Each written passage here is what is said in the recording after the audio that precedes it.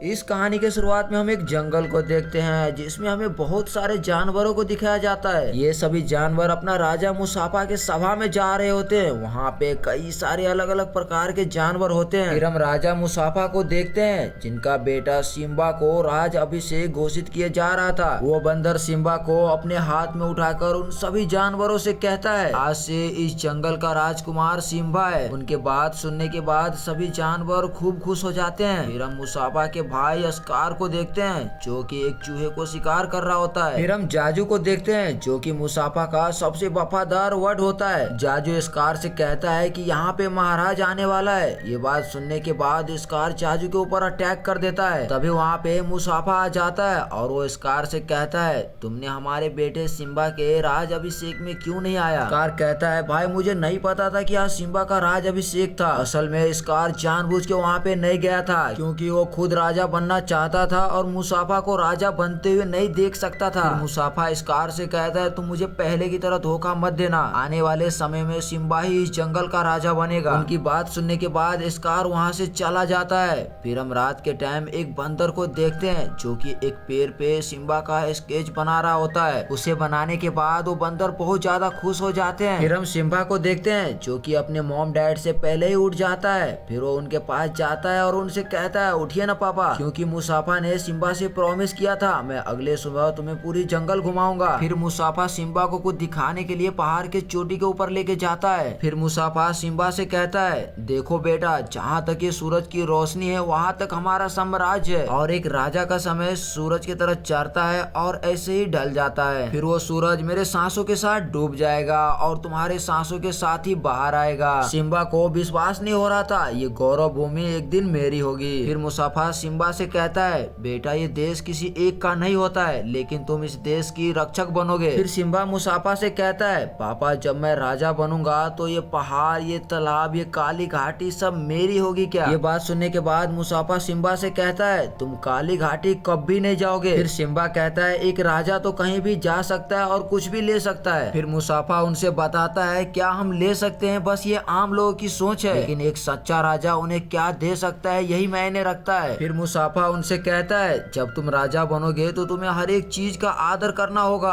चाहे वो एक रेंगती हुई चींटी हो या फिर छलांग मारता हुआ हिरन। तभी वहाँ पे जाजू आ जाता है और वो उनसे कहता है, गौरव भूमि में लक्कर बघे शिकार पे निकले हैं। ये बात सुनने के बाद मुसाफा तुरंत वहाँ से निकलता है, लेकिन सिम्बा भी उनके पीछे पड़ जाता है और वो भी कहता है मुझे भी जाना है, लेकिन मुसाफा उसे मना कर देता है और जोजो को कहता है, तुम अपने साथ उन्हें घर लेके जाओ। जोजो सिम्बा को घर पे छोड़ के वहाँ से चला जाता है। फिर सिम्बा एक कीड़े के साथ खेलते खेलते अपने चाचा स्कार के पास चला जाता है और उनसे कहता है, जब मैं राजा बनूंगा और आप मेरे हुक्म मानोगे, आज मेरे पापा पूरे जंगल घुमा करके लेके आए हैं। फिर स्कार सिम्बा से कहता है, तुम्हारे पापा ने पूरी गोरख भूमि तो दिखा दी लेकिन तुम्हें वो काली घाटी नहीं दिखाई होगी क्योंकि तुम वहाँ पे नहीं जा सकते हो क्योंकि तुम अभी एक छोटे बच्चे हो। ये बात सिम्बा को बिल्कुल भी अच्छी नहीं लगी। फिर सिम्बा वहाँ से अपने घर पे आ जाता है जहाँ पे उनकी माँ और उनकी एक दोस्त भी होती है जिसका नाम नाला है। वो उनके साथ खेलते खेलते जंगल की तरफ आ जाते हैं। वो वही जगह होता है जहाँ पे उनके पापा ने जाने से मना कर दिया था। जब सिम्बा को पता चलता है कि वो वही काली घाटी है तो फिर वो और आगे बढ़ने लगता है। वहीं पे नाला उससे आगे जाने से मना करती है, लेकिन सिम्बा कहता है कि अब हम बड़े हो चुके हैं और ये हमें साबित करके दिखाना होगा। तभी वहाँ पे कई सारे लक्कर बघे आ जाते हैं और अब वो उन दोनों का शिकार करने वाला होता है। तभी वहाँ पे मुसाफा का वफादार जोजो आ जाता है और वो लक्कर बघों के लीडर से कहता है, ये गौरव भूमि का राजा मुसाफा का बेटा है, अगर तुमने उसे जरा भी नुकसान पहुँचाया तो वो तुम लोगों को चीर फाड़ देगा। पर उस लक्कर बघे को उस बात से फर्क नहीं पड़ता है कि वो किसका बेटा है और वो उसके ऊपर अटैक कर देता है। वहीं पे सिम्बा और नाला अपनी जान बचाने के लिए गुफे के अंदर भाग जाता है और जब वो गुफा से बाहर आता है तो भेड़िया उन्हें चारों तरफ से घेर लेता है। उससे पहले कि ये लक्कर बघे उनको शिकार करता, वहाँ पे मुसाफा आ जाता है और उन भेड़ियों को उठा उठा के फेंकने लगता है और उस भेड़िए के लीडर से कहता है, अगर तुमने मेरे बेटे की तरफ आंख भी उठा के देखा तो मैं तुम लोगों को चीर फाड़ के रख दूंगा। और वो भेड़िया उनसे माफी मांगता है और कहता है, हमसे बहुत बड़ी गलती हो गई, दोबारा ऐसा नहीं होगा। फिर मुसाफा सिम्बा और नाला को वहाँ से लेके चला जाता है। उनके जाने के बाद यहाँ पे मुसाफा का भाई स्कार आता है जो कि उन भेड़ियों से कहता है, मैंने तुम्हारे पास इतने नाजुक नाजुक से 2 शिकार भेजे थे जिनको तुम लोगों ने कुछ नहीं उखाड़ पाया। फिर स्कार उन सभी भेड़िए से कहता है, अगर तुमने मेरे भाई मुसाफा और सिम्बा सिम्बा को मार देते हो। तुम लोग किसी भी जगह पे जा करके कितना भी शिकार कर सकते हो, जब मैं यहाँ का राजा बनूंगा तो तुम लोग का भी राज चलेगा। वो सारे लक्कर बग्घे स्कार की बातों में आ जाता है और उनसे हाँ कह देता है। प्लान के मुताबिक सुबह होते ही स्कार सिम्बा को लेके बीच पहाड़ के अंदर आ जाता है। स्कार सिम्बा से कहता है बड़े बड़े लोग अपना दहाड़ सीखने के लिए यहीं पे आया करते हैं, अब तुम भी बड़े हो चुके हो, जितना जोर से चाहो दहाड़ सकते हो। फिर सिम्बा जोर जोर से दहाड़ना स्टार्ट करता है, जिससे उन सारे लक्कर बग्घे को पता चल जाता है कि सिम्बा अब उस जगह पे आ चुका है। फिर वो लक्कर बग्घे उन भैंसों के ऊपर अटैक करता है, जिससे कि वो सारे भैंस सिम्बा की तरफ भागने लगता है। सिम्बा वो चीज देखने के बाद अपनी जान बचाने के लिए वहाँ से तुरंत भागना स्टार्ट करता है। वहीं प्लान के मुताबिक स्कार अपने भाई के पास जाता है और उन्हें ये सब चीज के बारे में बताता है। स्कार के बात सुनने के बाद मुसाफा तुरंत उस जगह पे पहुंचता है। वहीं पे हम सिम्बा को देखते हैं जो कि भैंसों के बीच एक पेड़ के ऊपर फंसा हुआ है। ये चीज देखने के बाद मुसाफा तुरंत अपने बेटे के पास पहुंचता है और तुरंत उसे पहाड़ के साइड में करता है और वो भी पहाड़ के ऊपर चढ़ने का कोशिश करता है। बड़े मुश्किल से वो पहाड़ के ऊपर तक पहुंच जाता है और वो चढ़ने ही वाला होता है, तभी उसका भाई स्कार आता है जो कि मुसाफा का हाथ छुड़ा देता है और उसे पहाड़ से गिरा देता है। सिम्बा अपने पिता को नीचे गिरता हुआ देखता है और जैसे वो सारे भैंसे वहाँ से चला जाता है, सिम्बा तुरंत अपने पिता के पास पहुँचता है और वहाँ पे जाने के बाद वो देखता है उनके पिता अब इस दुनिया में नहीं रहे। वो जोर जोर से आवाज लगाता है और तभी वहाँ पे स्कार आ जाता है। वो उनसे कहता है तुमने अपनी पापा की जान ले ली, तुम्हारी वजह से तुम्हारे पापा अब इस दुनिया में नहीं रहे, तुम अपनी मॉम को क्या जवाब दोगे? सब यही सोचेंगे तुम राजा बनने की जल्दी में अपने पापा की जान ले ली। ये बात सुनने के बाद सिम्बा काफी ज्यादा डर जाता है और वो स्कार से कहता है मुझे अब क्या करना चाहिए? स्कार उनसे कहता है तुम इस जगह से दूर चले जाओ और सिम्बा को भी ये बात सही लगता है, जिसके वजह से वो वहाँ से चला जाता है। उसके जाने के बाद स्कार उसके पीछे कई सारे लक्कर बग्घों को लगा देते हैं, लेकिन वो किसी तरह उस लक्कर बग्घे से बच जाता है। वहीं पे स्कार को लगता है मुसाफा के साथ साथ सिम्बा भी मारा गया, इसीलिए वो बात उन सभी से बताने के लिए आ जाता है। वो उन सभी से बताता है मुसाफा और सिम्बा अब इस दुनिया में नहीं रहे, इसीलिए आज से मैं ही तुम लोगों का राजा हूँ। वहीं पे हम मुसाफा को देखते हैं जो कि चलते चलते एक रेगिस्तान के अंदर आ जाता है और वो काफी ज्यादा थक भी जाता है, जिसके वजह से वो कुछ देर वहीं पे सो जाता है। फिर हम देखते हैं उन्हें सोता हुआ देख कई सारे गीत उनके सामने मंडराने लगता है। उन्हें ऐसा लगता है कि वो कोई मरा हुआ जानवर है। जैसे वो गीत उन्हें खाने वाला होता है तभी वहाँ पे टिमाम और पिम आ जाता है, जिसके वजह से सिम्बा का जान बच जाता है। लेकिन पिम को जैसे मालूम पड़ता है कि वो एक शेर का बच्चा है, वो डर जाता है। तभी टिमाम के मन में एक ख्याल आता है अगर हम इस शेर के बच्चे को अपने टीम में रख ले तो हमसे कई सारे जंगली जानवर डर के रहेंगे। उसी टाइम सिम्बा को होश आ जाता है और वो दोनों उनसे कहता है कि मैंने तुम्हारी जान बचाई है, लेकिन उससे सिम्बा को कुछ भी फर्क नहीं पड़ता है क्योंकि अब वो जीना नहीं चाहता था। उसकी बात सुनने के बाद टिमाम और पेम उसे खूब समझाता है और अपने खूबसूरत जंगल की तरफ लेके जाता है। फिर सभी जानवर सिम्बा को देख के डर जाता है और उनसे कहता है तुमने एक शेर के बच्चे को हमारे जंगल में क्यों लेके आए? ये बड़ा होके हमारे जंगल को सारे जानवर को खा जाएगा। लेकिन टिमाम और पिम उनसे कहता है ये ऐसा कुछ भी नहीं करेगा, ये हमारे अच्छे दोस्त है और हमारे साथ ही रहेगा। धीरे धीरे वक्त बीतता है और हम सिम्बा को देखते हैं जो कि काफी बड़ा हो चुका है और वो अपनी दुनिया में काफी ज्यादा खुश है। वहीं पे हम मुसाफा के पुराने घर को देखते हैं जहाँ पे अब स्कार का राज चल रहा होता है। वहाँ के लक्कर बग्घे अब खुलेआम शिकार कर रहा होता है। फिर हम नाला को देखते हैं, वो भी काफी बड़ी हो चुकी है। वो अपनी मॉम से और सभी साथी से कहती है कि अब हमें इस जंगल को छोड़ के चले जाना चाहिए। फिर सिम्बा की मॉम उन सभी से कहती है हम यहाँ से नहीं जा सकते हैं क्योंकि ये हमारा घर है और हम अपने घर को छोड़ के कहीं भी नहीं जा सकते हैं। तभी वहाँ पे स्कार आ जाता है और वो मुसाफा की बीवी को अपने पास बुलाता है। फिर स्कार उससे कहता है कई साल पहले तुमने मुझे ठुकरा के मेरे बड़े भाई को एक्सेप्ट कर लिया था, लेकिन अब वो वक्त आ गया है कि तुम मुझे एक्सेप्ट कर लो। लेकिन सिम्बा की मॉम उसे मना कर देती है। वही सारी बात नाला भी सुन रही होती है और वो समझ जाती है कि अब इस जंगल को किसी न किसी की मदद चाहिए। जब रात होती है तो वो मदद के लिए वहाँ से निकल जाती है और जल्दी उस जंगल में पहुँच जाती है जहाँ पे सिम्बा होता है। वो कई दिनों से कुछ भी नहीं खाई थी, जिसके वजह से वो काफी ज्यादा भूखी थी। तभी उसे टिमोम और पिम दिखाई देता है। उसे देखने के बाद वो तुरंत उसके ऊपर हमला कर देती है और जैसे वो टिमोम को खाने वाली होती है तभी यहाँ पे सिम्बा आ जाता है और उन दोनों के बीच काफी तगड़ी लड़ाई होती है। काफी देर तक लड़ाई होने के बाद नाला सिम्बा को पहचान लेती है। फिर सिम्बा भी नाला को पहचान लेता है और नाला उसे कहती है अगर तुम जिंदा थे तो इतने सालों तक घर क्यों नहीं आए? सिम्बा नाला से कहता है वहाँ पे मेरी किसी की भी जरूरत नहीं है और ऐसे भी ये जंगल काफी खूबसूरत है। फिर नाला भी कई दिनों तक इस जंगल में सिम्बा के साथ रहती है और अब सिम्बा और नाला जो कि बचपन से ही दोस्त थे, अब वो दोनों दोनों एक दूसरे को पसंद करने लगते हैं। फिर नाला सिम्बा से बताती है कि अब उस जंगल में स्कार और सारे लक्कड़बग्घे खुलेआम शिकार करते हैं। साथ में ये भी बताती है तुम्हारी मॉम को तुम्हारी जरूरत है, तुम्हें हमारे साथ चलना चाहिए। लेकिन सिम्बा साफ साफ मना कर देता है। वो कहता है कि अब मैं इस जंगल को छोड़ के कहीं नहीं जा सकता। वो बात सुनने के बाद नाला काफी ज्यादा नाराज हो जाती है और वहाँ से वापस चली जाती है। जब रात में सिम्बा उस जंगल में चल रहा होता है तभी उसके सामने एक मंकी आता है और उससे कहता है मैंने तुम्हें बचपन में अपने गोद में खिलाया है और तुम एक राजा के बेटे हो। अब तुम्हें वापस जाना चाहिए क्योंकि उस जंगल को और तुम्हारी मॉम को सख्त तुम्हारी जरूरत है। लेकिन सिम्बा उससे मना कर देता है। वो कहता है कि मैं अब यहाँ से नहीं जा सकता। उनकी बात सुनने के बाद मंकी सिम्बा से कहता है तुम्हारा पापा अभी भी जिंदा है। ये बात सुनने के बाद वो वहीं पे रुक जाता है। फिर वो मंकी उसे एक नदी के पास लेके जाता है और उससे कहता है तुम इस पानी के अंदर देखो, तुमको तुम्हारे पापा नजर आएंगे। और जब वो उस पानी के अंदर देखता है तो सच में उसकी पापा की परछाई दिखती है। तभी आसमान में भी बिजलियां चमकने लगती है और सिम्बा को उसके पापा का आवाज सुनाई देता है। उनके पापा कहता है जब मैं जिंदा था मेरे लिए फख्र की बात यही थी कि तुम मेरे बेटे थे। तुम्हें वो सब चीज करना है जो कि आज तक मैंने नहीं किया।